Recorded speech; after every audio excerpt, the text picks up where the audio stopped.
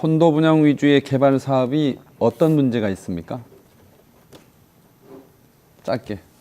우선 저는 제주의 부동산을 자체를 외국인에게 팔아넘기는 건 후손들을 위해서 자, 부동산 부적절하다고 생각합니다. 원어머님, 부동산을 팔아넘긴다고 하는 건 토지를 얘기합니까? 숙박형, 분양형 숙박시설을 얘기합니까? 숙박시설에 가면 거기도 아마 토지에 대한 지분이 같이 들어가죠. 공유주변이 일부 있겠죠? 네. 그러면 공유주변이 일부 있어서 숙박형 시설이 팔리는 거를 막을 방법이 있습니까? 현실적으로?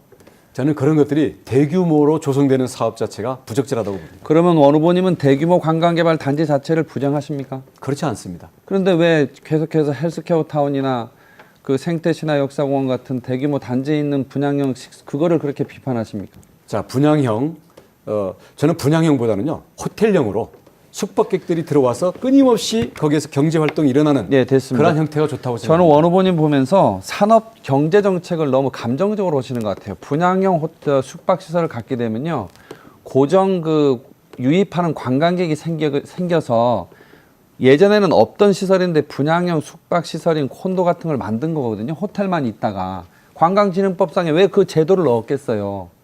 지금 원 후보님이 걱정하는 바는 충분히 이해하지만 경제는 그렇게 돌아가지가 않습니다. 두 번째. 짧게 말씀드릴게요. 예, 제가 됐습니다. 그 정도 하고요. 최근에 더불어민주당에 입당할 수 있다 도민의 명령이면 그런 말씀 하신 적이 있으십니까? 덕담에 덕담으로 말씀드린 거고요. 예, 제가 덕담이라도 하신 적이 있으시죠? 네, 우원식 그다음 전 두 번째. 원내대표가 예, 됐습니다. TV 카메라에다 대고 공개적으로 발언을 했습니다. 정치인이 남의 핑계 대지 말고 자기 아니, 소신대로 우원식 얘기하셔야죠. 원내대표가 한 발언에 대해서 얘기한 제가 겁니다. 주도권이니까요. 예. 그렇게 말씀하신 적이 있으시고 두 번째 또 무소속으로 출마하시면서 제주 도민당으로 하시겠다 하신 말씀 있으시죠? 네. 그 한 달 사이 그렇게 당을 여러 번 자주 바뀌면 안 됩니다. 그 국제자유도시라고 하는 것이 갖고 있는 비전이 산업 구조를 다양하게 바꾸는 거거든요. 지난 4년 동안 국제자유도시를 이끄는 도정의 수장으로서 산업 구조를 다양하기 위해서 한 일 하나만 말씀해 보십시오.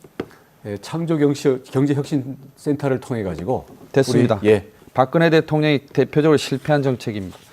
우리 문대리 제주도의 후보님 창조경제혁신센터는 성공 사례입니다. 아닙니다. 제가 알고 있습니다.